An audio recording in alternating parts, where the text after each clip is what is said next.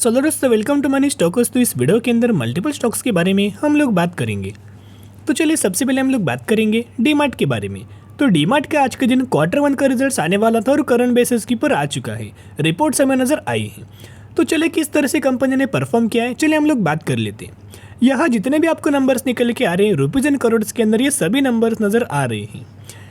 ये same quarter का पिछले साल का रिजल्ट है, ये पिछले क्वार्टर का और ये इस क्वार्टर का रिजल्ट्स नज़र आ रहे हैं।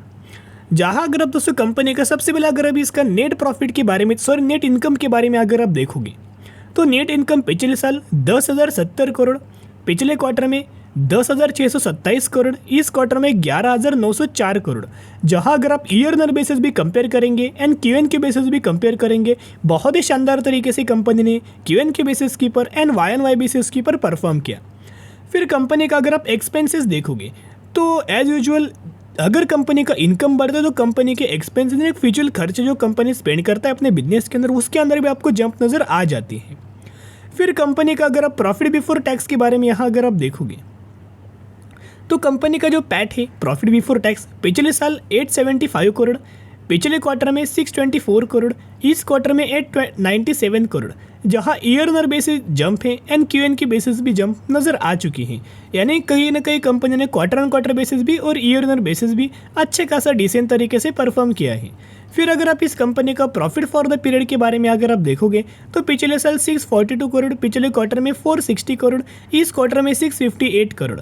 जहां आपको ईयर बेसिस भी जंप है और क्यूएन की बेसिस भी जंप नज़र आई है, लेकिन क्यूएन की बेसिस की पर बहुत ज़्यादा एक्स्ट्राऑर्डिनरी जंप नज़र आई है। वाई बेसिस की पर जंप तो आई है, ऑलमोस्ट फ्लैट के आसपास आप ये बोल सकते हैं, कोई ज़्यादा जंप नज़र नहीं आई, लेकिन आपको क्यूएन के बेसिस के ऊपर बहुत अच्छे खासे जंप नज़र आ चुकी है। फिर अगर आप कंपनी का ईपीएस देखोगे, अर्निंग पर शेयर पिछले साल 9.93, पिछले क्वार्टर में 7.10, इस क्वार्टर में 10.14। यहाँ भी आपको ईयर बेसिस भी और क्यूएन की बेसिस भी अच्छी खासी बेसिस की पर जंप नजर आ चुकी है। यानी कि जो डीमार्ट ने अपना क्यूएन का जो परफॉर्मेंस जो पेश किया है, रिजल्ट जो पेश किया, वो बहुत ही अच्छे खासा नजर आया है।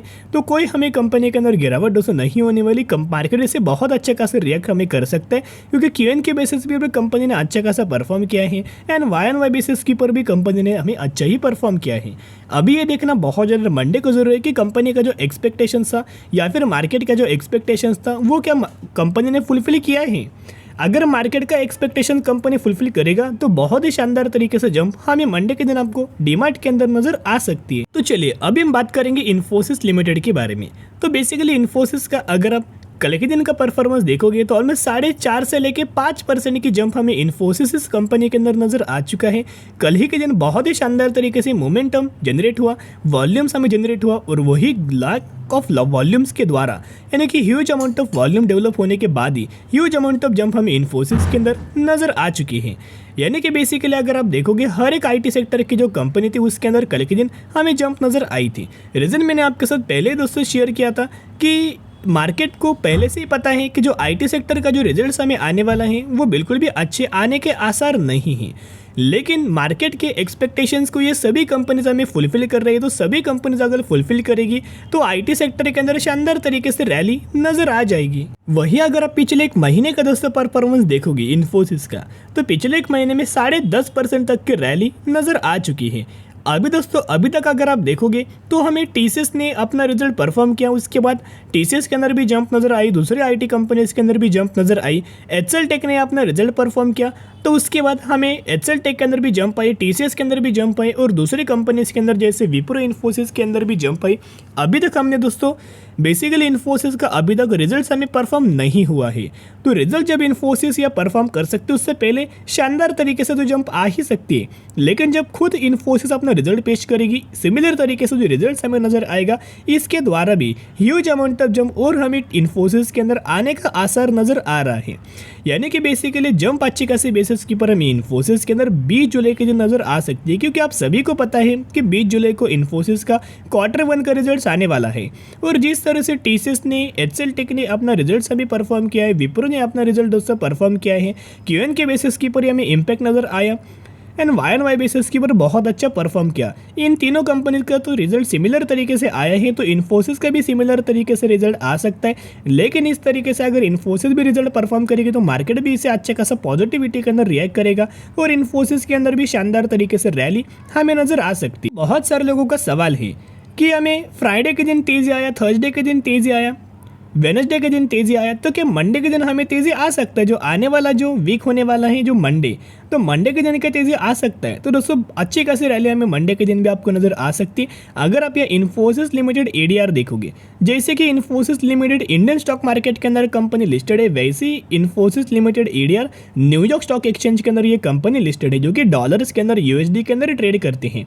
वहाँ भी हमें कल के दिन ऑलमोस्ट 1.5% के आसपास रैली नजर आ चुकी है। आपको पता ही होगा इंडियन मार्केट क्लोज होने के बाद यूएस मार्केट ओपन होता है और उसका रिएक्शन हमें यूएस मार्केट के अंदर जो इन्फोसिस एडीआर नाम से जो कंपनी लिस्टेड है उसके अंदर भी नजर आ चुका है। तो जिसके द्वारा मंडे के दिन भी बहुत ज़्यादा चांसेस नजर आए हैं कि हमें इन्फोसिस के अंदर भी आपको रैली मंडे के दिन नजर आ सकती है। तो अभी देखना क्यों मैं आपके साथ बार बार इस कंपनी के बारे में दोस्तों शेयर कर रहा था, क्योंकि जब भी तेजी आएगी आपको समझ में नहीं आएगा, इतना शानदार तरीके से रिकवरी दे देगी।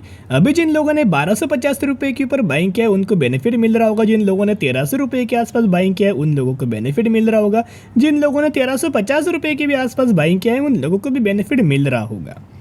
तो बहुत सारे लोग अभी क्या करेंगे, तेजी आ रही है तो कंपनी के अंदर तेजी के पीछे भागेंगे। लेकिन कभी ना कभी दोस्तों एक जो सिचुएशन है आपके साथ हुआ होगा, जब भी कोई भी कंपनी के अंदर आप एंट्री करते हो, सडन जब भी एंट्री करने के बाद कंपनी करेक्ट होती है और आप जब भी कंपनी के अंदर एग्जिट करते हो लॉस होने के बाद फिर कंपनी के अंदर रैली आती है। तो हमेशा एंट्री एग्जिट बहुत ज़्यादा मायने रखता है। लॉन्ग टर्म बेसिस के ऊपर जितना होल्ड करेंगे उतना एक कंपनी आपको आने वाले समय में बड़ी वेल्थ हमें क्रिएट करके दे सकती है, क्योंकि ये कंपनी एआई के ऊपर काम करती है, आर्टिफिशियल इंटेलिजेंस के ऊपर काम करती है और बहुत सारे जो इनके आप ये बोल सकते हो कि जितने भी इनके एम्प्लॉयज हैं सभी को दोस्तों एजुकेट करने का काम भी हमें इन्फोसिस करंटली कर रही है एआई बेस के ऊपर, यानी कि आर्टिफिशियल इंटेलिजेंस के ऊपर बहुत सारे इनके क्लाइंट्स हैं, उस क्लाइंट्स को अच्छा खासा काम करके ये रेवेन्यूज अपना जनरेट कर रही है। मैंने दोस्तों ये डेटा पहले भी आपके साथ शेयर किया था कि इन्फोसिस के अंदर अगर आप एक चीज़ ऑब्जर्व करेंगे, कंपनी लगातार गिर रही है लेकिन लगातार म्यूचुअल फंड्स इस कंपनी के अंदर बड़ा बड़ा दोस्तों माल हमें बाइंग कर रहे हैं। इनफैक्ट अगर आप करंट क्वार्टर का, करंट महीने का भी म्यूचुअल फंड्स का बाइंग का अगर आप दोस्तों डेटा देखोगे तो आप चौंक जाओगे। तो चलिए वही कॉन्फिडेंस बढ़ाने के लिए डेटा मैं आपके साथ क्यों शेयर करता हूँ, क्योंकि आपके अंदर शानदार तरीके से कॉन्फिडेंस हमें डेवलप हो सकता है इसके रिगार्डिंग कि बड़े बड़े फंड हाउसेस, बड़े बड़े ब्रोकरेज फर्म, बड़े बड़े म्यूचुअल फंड्स या फिर बड़े बड़े कंसल्टेंसी लगातार इन कंपनीज के अंदर माल बाइंग कर रही है। और जितने भी म्यूचुअल फंड्स के अंदर दोस्तों आप बड़े बड़े म्यूचुअल फंड्स का पोर्टफोलियो देख सकते हो, उनके पोर्टफोलियो के अंदर सबसे पहला जो वेटेज है इन्फोसिस कंपनी का ही नजर आया है। तो लॉन्ग टर्म बेसिस के ऊपर होल्ड करना सबसे पहला फंड है आदित्य बिरला, जो कि जिन्होंने 14,000 करोड़ की खरीदारी किया है। पीजीएमआई की अगर बात की जाए तो 8,500 करोड़ की बाइंग है। एसबीआई का एक फंड है 96,000 करोड़ की बाइंग है। मेरे एसेट का एक फंड है 35,000 करोड़ की बाइंग है। निपॉन का एक फंड है 1400 करोड़ की बाइंग है। इन्वेस्को का एक फंड है 10,600 करोड़ की बाइंग नजर आ रही है। और भी दोस्तों बहुत सारे मल्टीपल ब्रोकरेज फर्म या फिर इन्होंने बहुत ज़्यादा ह्यूज अमाउंट ऑफ टारगेट हमें इन्फोसिस के अंदर दिया गया है। पहले मैंने आपके साथ शेयर किया था जब कंपनी 1360 रुपये के लेवल्स हमें ब्रेक करेगी, जो कि एक्सट्रीमली हायर लेवल कंपनी का रजिस्ट्रेशन लेवल्स था। उसको जब भी कंपनी ब्रेक करेगी डायरेक्टली 1620 रुपये तक का लेवल्स तक का टारगेट आपको इन्फोसिस के अंदर नजर आ सकता है। तो जो लोग फ्रेश बाइंग करना चाहते हो करंटली इग्नोर करना, ये फ्रेश बाइंग करने का समय नहीं है। जब भी कंपनी डिप्स के अंदर मिले, गिरावट के अंदर में, उस समय buy on D strategy apply करके विद फुल ऑफ कॉन्फिडेंस इस कंपनी को अपने पोर्टफोलियो के अंदर लंबे समय के लिए ऐड कर सकते हो। अभी हम बात करेंगे कामधेनु वेंचर्स लिमिटेड के बारे में। कई दिनों से कंपनी बहुत ज़्यादा ट्रेंडिंग है और साथ में कंपनी ने 60% तक का रिटर्न शेयर होल्डर्स के बना के दे चुका है। कंपनी ने अनाउंस किया है 1:1 रेशियो का बोनस का बेनिफिट। तो अगर आपके पास इस कंपनी के 100 शेयर होंगे तो 100 के बदले 100 आपको बोनस शेयर दिया जाएगा और यही एग्जीक्यूशन के बाद आपके पास हो जाएंगे 200 शेयर। तो इसी के चलते बोनस का बेनिफिट जो कंपनी ने अनाउंसमेंट किया है देने का, उसी रिगार्डिंग कंपनी के अंदर रैली आ रही है और 2023 में कंपनी स्टॉक मार्केट के अंदर लिस्टेड नजर आ चुका है। तो स्टडी करना, एनालिसिस करना, अगर आपको कंपनी पसंद है तो ही निवेश करना, नहीं तो आप स्किप भी करके चल सकते हो। तो चलिए आज के लिए इतना ही। अगर आपको वीडियो पसंद है जरूर वीडियो को लाइक और चैनल को सब्सक्राइब कर सकते हो। फिर मिलेंगे, बाय।